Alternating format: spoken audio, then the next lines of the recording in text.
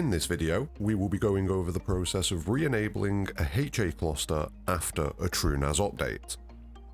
Whenever a TrueNAS installation is upgraded to a new revision, you'll need to re-enable the existing RSF-1 installation to complete the TrueNAS update. Not doing so will mean the RSF-1 cluster processes will not be started automatically, and the host will be unable to rejoin the cluster. Re-enabling a cluster is simply a matter of ensuring the cluster dataset is mounted on boot and reinstalling the startup scripts. If you have already updated TrueNAS on your clustered nodes, you can skip ahead to the time shown on screen or head to the chapter marker on the video's timeline in order to continue. If you've not already upgraded TrueNAS, you should move all services off the node you're going to upgrade and set them to manual to prevent any unexpected failovers. Next, you'll need to upgrade the TrueNAS installation on the node you've moved all services from, so head over to the TrueNAS GUI for that node and follow the steps to upgrade your TrueNAS installation. After this, you'll then need to re-enable the RSF-1 installation in order to get everything up and running again. If you'd already upgraded TrueNAS before starting this video, this is the point where you'll jump back in.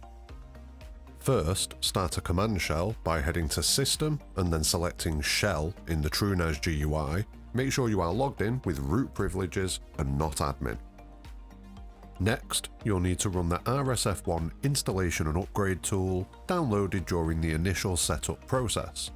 If you need to re-download the installer, you can do so using the process detailed in our video covering RSF-1 setup using TrueNAS here. The link will be in the description and on the end screen of this video.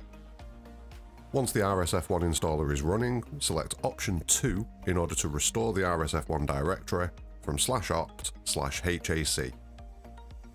Now that this is complete, the node will be ready for use again, so head back to the High-Availability web app and move all running services to the updated node.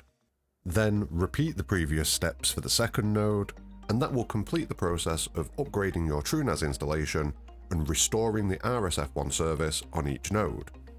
If you'd already updated your TrueNAS prior to starting the process detailed in this video, you can just go and repeat the previous steps on the second node, and there is no need to move any services.